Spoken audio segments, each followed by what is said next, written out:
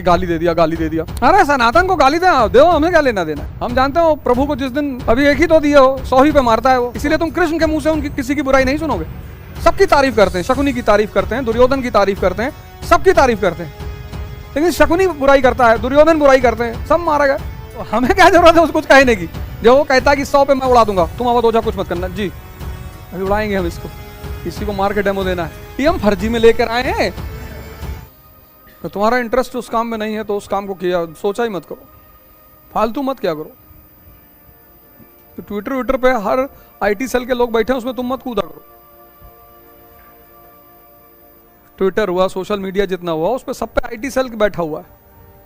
तो जब तुम बीच में कूद जाते हो, पता लगा 100 लोग इकट्ठा तुम्हारे ऊपर हमला कर दिए, तो गाली देने भागे तुम वहां से खटाक से, क्योंकि 100 आदमी को तो झेलना मुश्किल है।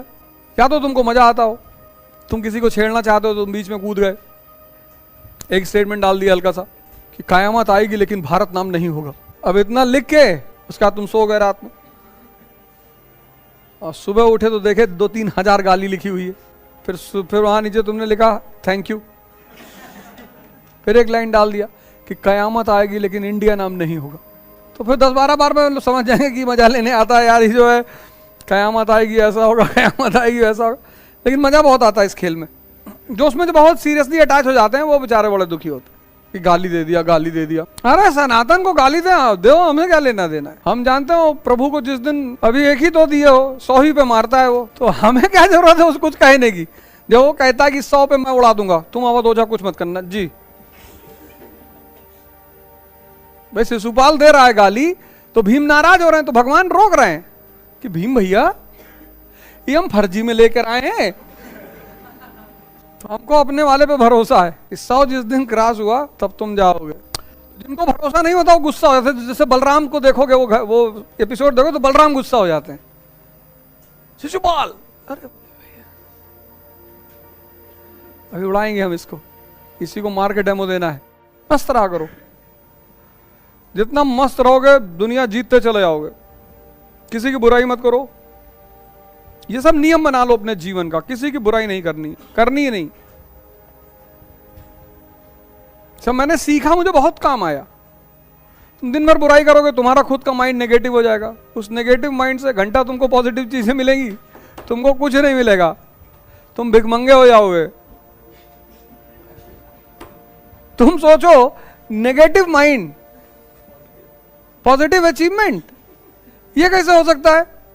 इसीलिए तुम कृष्ण के मुंह से उनकी किसी की बुराई नहीं सुनोगे। सबकी तारीफ करते हैं, शकुनी की तारीफ करते हैं, दुर्योधन की तारीफ करते हैं, सबकी तारीफ करते हैं।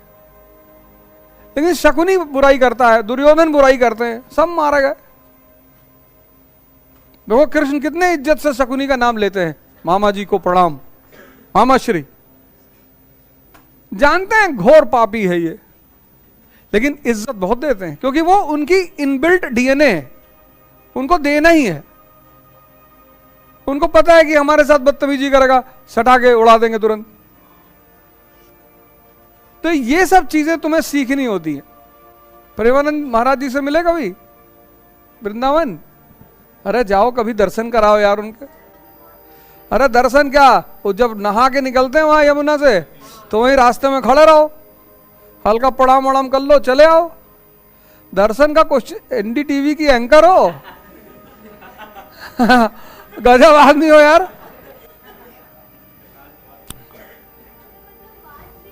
क्यों बात जरूरत है बात करने की?